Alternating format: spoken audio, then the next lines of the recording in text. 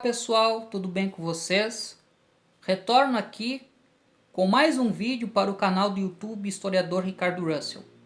Antes de mais nada, eu gostaria de agradecer as manifestações de carinho e as mensagens que eu recebi, pois como já é de conhecimento de uma parte do público que acompanha o meu trabalho aqui no YouTube, eu havia optado por parar de gravar vídeos, por questões pessoais e profissionais.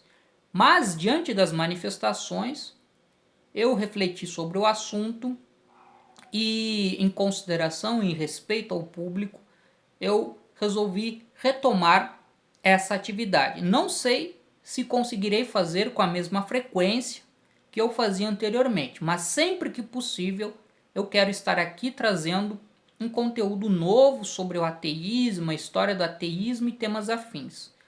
O vídeo de hoje, por exemplo, é um vídeo onde eu quero falar sobre a origem da palavra ateísmo e o significado dessa palavra quando ela começou a aparecer.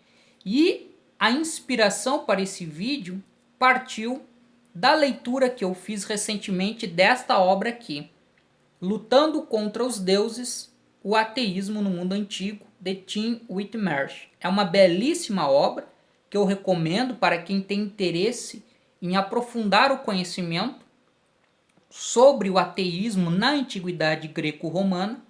Claro que, infelizmente, não há uma tradução em português e a única referência que eu tenho da obra está na língua inglesa. Bom, eu já, ao longo do tempo que eu vinha gravando vídeos aqui no YouTube, eu já fui questionado para responder sobre a origem do ateísmo, ou quem foi o primeiro ateu ou a primeira ateia. Então, isso é um pouco difícil de responder, uma vez que nós não temos evidências, nós não temos fontes que atestem a origem exata do fenômeno da descrença religiosa.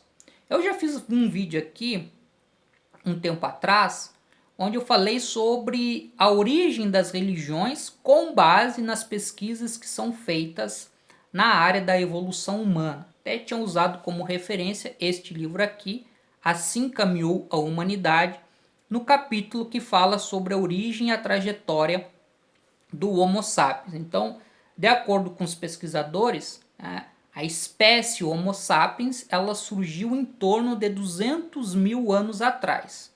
Mas o que surgiu nesse período foi o ser humano, o Homo sapiens anatomicamente moderno.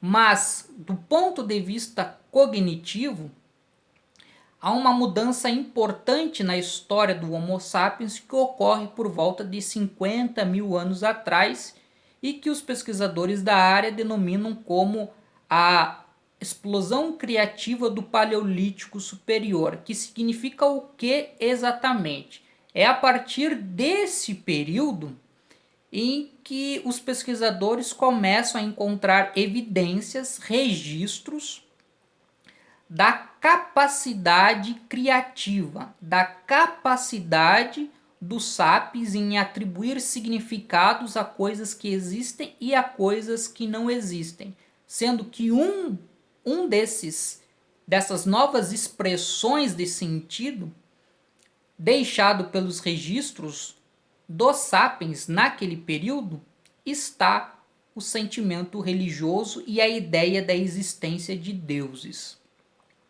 de forças sobrenaturais, de divindades. Então, o que eu poderia dizer a partir disso? É uma hipótese a ser considerada, ainda que nós carecemos de fontes, de que dentro do cenário em que os indivíduos desenvolvem a crença na existência de um sagrado, é possível que também tenha existido indivíduos que manifestassem dúvidas e descrença em relação à existência do sagrado. Um dos registros que talvez seja um dos registros mais antigos que se tem sobre a manifestação da descrença nos deuses ou da descrença em uma divindade criadora do mundo está num poema hindu escrito por volta de 1500 anos antes da Era Comum, ou dentro do calendário cristão, antes de Cristo. Então, ou seja, um poema datado aí mais ou menos 3.500 anos atrás, que é denominado como o Hino da Criação, que é um poema Rig Veda, que diz o seguinte, quando fala em relação à criação: quem verdadeiramente conhece e quem pode aqui declarar de onde nasceu e de onde veio essa criação? Então, o poema está relatando sobre a origem das coisas, e aí, no meio do poema está esse questionamento, né? Eu estou lendo aqui no notebook. Os deuses, né, dando sequência à leitura do poema, os deuses são posteriores a essa produção do mundo. Quem sabe então como se originou? Ou seja, o poema está dizendo que os deuses são criações que vêm depois da existência do mundo. Tá? Então, a ideia de um Deus criador, ela está claramente aqui questionada. Mas uma palavra específica para a descrença religiosa, na maneira como nós entendemos hoje, ateu, ateia, ateísmo, isso é um produto, como diz o Tim Whitmarsh, isso é um produto da Grécia Antiga e, de modo mais específico, isso é um produto do século V antes da Era Comum, ou do século V antes de Cristo, quando começam a aparecer os primeiros registros que contêm a palavra ateus. Então, a palavra que dá origem a ateísmo, ateu, ateia, é a palavra grega ateos, que tem a letra A, né, o alfa, no idioma grego, que tem um sentido de ausência ou negação, e a palavra theos, que faz referência a deuses. E uma coisa que o Tim Whitmarsh coloca no livro dele, que eu desconhecia e foi bem produtivo essa leitura, é que ele afirma o seguinte: os primeiros registros sobre a palavra ateus na Grécia Antiga, do século V, antes da Era Comum, essa palavra ela aparece no sentido de ausência dos deuses, abandono dos deuses, ou seja, ateus como aqueles que são abandonados ou que estão abandonados pelos deuses, que não têm a presença dos deuses como proteção. Então, esse sentido inicial da palavra ateus, como aparece nos registros, é no sentido de ausência, de abandono, né, por parte dos deuses em relação a determinados indivíduos.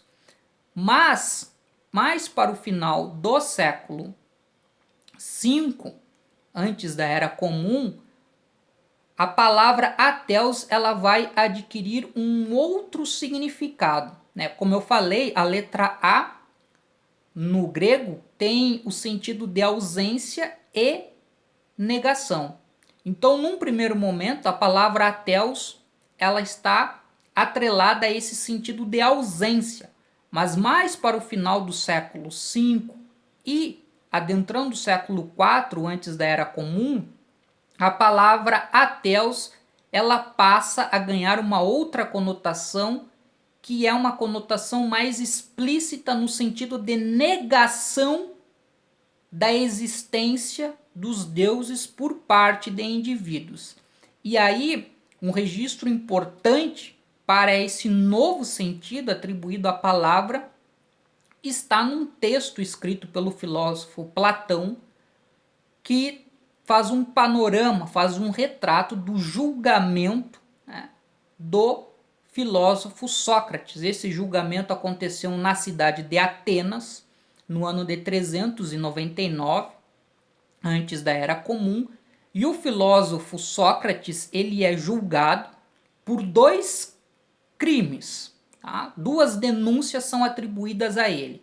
A primeira é que ele corromperia a juventude ateniense através dos seus ensinamentos.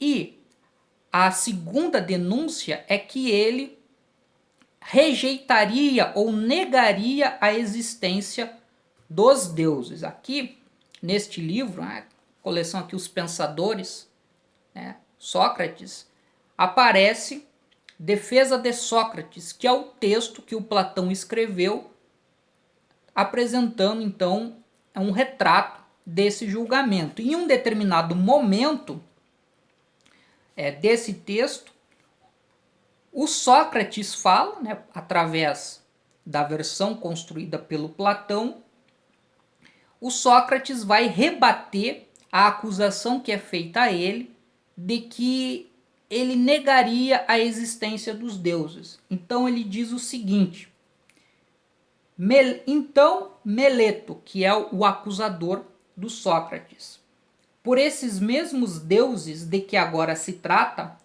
fala com mais clareza ainda a mim e a estes senhores.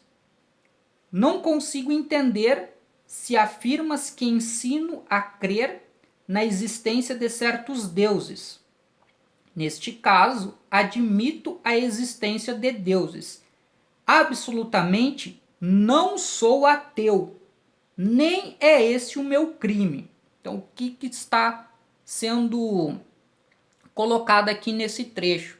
O Sócrates está questionando o Meleto sobre o que ele está querendo dizer em relação aos deuses, de que maneira ele compreende os deuses para então responder à acusação de crer ou não crer nestes deuses. E aí ele diz o seguinte, né? Eu vou repetir isso aqui, que é bem interessante. Nesse caso, admito a existência de deuses, levando em consideração uma determinada concepção sobre deuses. Absolutamente não sou ateu, nem esse é o meu crime.